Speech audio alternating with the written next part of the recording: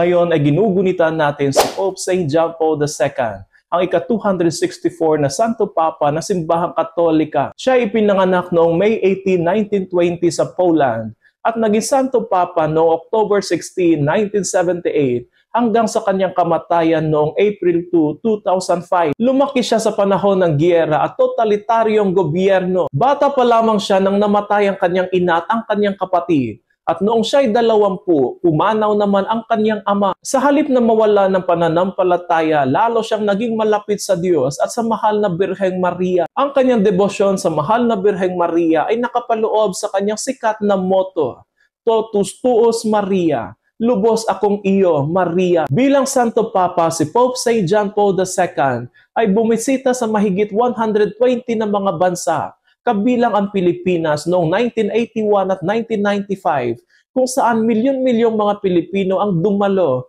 upang makibahagi sa kanyang misa. Tinagurian siyang the Pilgrim Pope and the Pope of the Youth dahil sa kanyang malasakit sa mga kabataan. Siya ang nagtatag ng World Youth Day kung saan ipinahayag niya ang mga katagang nagpasigla sa buong mundo.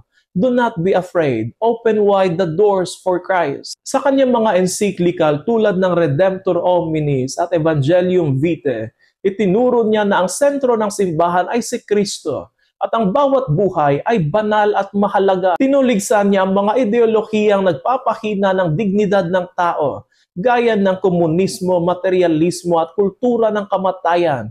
At ipinaglaban niya ang kultura ng buhay, pag-ibig at pananampalataya. Noong 1981, siya ay binaril sa St. Peter's Square sa Vatican. Sa halip na magkimkim ng galit, pinatawad niya ang salarin at personal niya itong dinalaw sa kulungan. Isang napakalalim na halimbawa ng awa at pagpapatawad na siyang pinakapuso ng Ebanghelyo. Noong April 2, 2005, siya ay pumanaw sa mismong araw ng Divine Mercy Sunday, kapistahan na kanyang itinaguyod mula sa mga turo ni Santa Faustina Kowalska. At noong April 27, 2014, siya ay opisyal na idiniklarang santo ng simbahan ni Papa Francisco. Hanggang ngayon, ang alaala ni Pope St. John Paul II ay patuloy na nagbibigay inspirasyon sa atin. Tinuturuan niya tayong huwag matakot magmahal, huwag matakot magpatawad, at huwag matakot maging banal. Ang kanyang buhay ay paalala na ang kabanalan ay posible sa sino mang tunay na nagmamahal kay Kristo. Pope St. John Paul II, ipanalangin mo kami.